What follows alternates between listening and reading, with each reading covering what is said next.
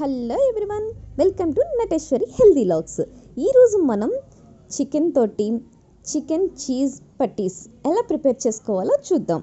So దీనికి కావాల్సిన ingredients అంటే చికెన్ చిన్న చిన్న పీసెస్కి కట్ చేసుకున్నాను. అలాగే దీంట్లో ఎగ్స్ని మనం ఒక 3 తీసుకుంటున్నాను. ఎగ్స్ ఓన్లీ ఎల్లో మాత్రమే తీసుకోవాలి. సో నెక్స్ట్ ఎగ్ ఎల్లో మాత్రమే తీసుకున్న తర్వాత కొంచెం సాల్ట్ వేసుకున్నాను. అలాగే కారం అండ్ నెక్స్ట్ పెప్పర్ పౌడర్ అంటే మిరియాల పొడిని కూడా నేను ప్రిపేర్ చేసుకున్నది దీంట్లో యాడ్ చేసుకున్నాను. సో మిరియాల పొడి ఎక్కువ తీసుకున్నప్పుడు కారం కొంచెం తక్కువ తీసుకోవాలి. అండ్ నెక్స్ట్ అల్లం వెల్లుల్లి పేస్ట్. సో వీటన్నిటిని కూడా ఆ చికెన్ పీసెస్కి బాగా అప్లై అయ్యేలాగా బాగా మెల్ట్ చేసుకోవాలన్నమాట మొత్తం. అండ్ నెక్స్ట్ ఫైనల్గా కొంచెం కొత్తిమీర చూస్తున్నారు కదా. అండ్ నెక్స్ట్ మైనీస్ అనమాట. నేను ఇది ఇంట్లో ప్రిపేర్ చేసుకున్నాను. సో అది ఎలా ప్రిపేర్ చేసుకోవాలనేది నెక్స్ట్ వీడియోలో మీకు చూపిస్తాను. సో హోమ్మేడ్గా నేను ప్రిపేర్ చేసుకున్నది అనమాట. సో వీటన్నిటిని కూడా యాడ్ చేసిన తర్వాత ఇప్పుడు మనం చీజ్ని తురుముకొని సో దాన్ని కూడా మనం యాడ్ చేసేసుకున్నాం. చూస్తున్నారు కదా. సో చూస్తుంటేనే కలర్ఫుల్గా కనిపిస్తుంది కదా. సో దీన్ని కూడా మనం చికెన్ పీసెస్కి మొత్తం అంతా అప్లై అయ్యేలాగా మనం చేసుకుంటాం.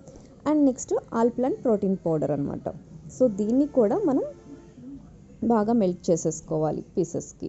సో చూస్తున్నారు కదా. ఇలా మొత్తం అయిన తర్వాత స్టీల్ కుక్వేర్ తీసుకున్నాను. సో దీంట్లో ఒక 2 స్పూన్స్ గీని యాడ్ చేసేసుకున్నాను.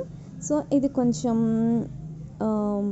బాయిల్ అవ్వాలి, అంటే కొంచెం వేడెక్కిన తర్వాత మనం ఈ చికెన్ ఏదైతే మనం ప్రిపేర్ చేసుకున్నామో ఇంగ్రీడియంట్స్, సో అది మొత్తాన్ని కూడా మనం చిన్న చిన్న పట్టీల్స్ లాగా మనం యాడ్ చేసుకుంటున్నాం అనమాట దీంట్లోకి, ఈ గీలోకి. సో చూస్తున్నారు కదా. ఒక స్పూన్ తీసుకొని సో వాటిని పట్టీస్ లాగా మనం స్ప్రెడ్ చేసుకుంటున్నాను. సో చూస్తున్నారు కదా.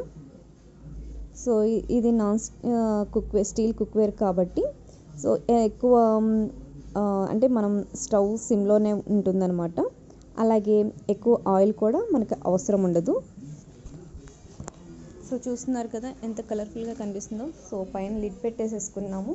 కొంచెం బాయిల్ అయిన తర్వాత మళ్ళీ బ్యాక్ సైడ్ మనం డబుల్ సైడ్ మనం రోస్ట్ చేసుకోవాలి.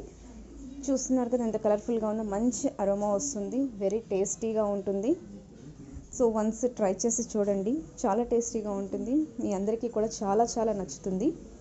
సో నాకైతే మాత్రం చాలా టేస్టీగా అనిపించింది. మా బాబుకి కూడా చాలా చాలా ఇష్టం. వెయిట్ లాస్ జర్నీ చేసే వాళ్ళకి ఒక వండర్ఫుల్ రెసిపీ అని చెప్పొచ్చు. సో మీరు కూడా ట్రై చేసి నాకు కామెంట్లో తెలియచేయండి. ఇలాంటి మరిన్ని హెల్దీ వీడియోస్ కోసం సబ్స్క్రైబ్ మై ఛానల్.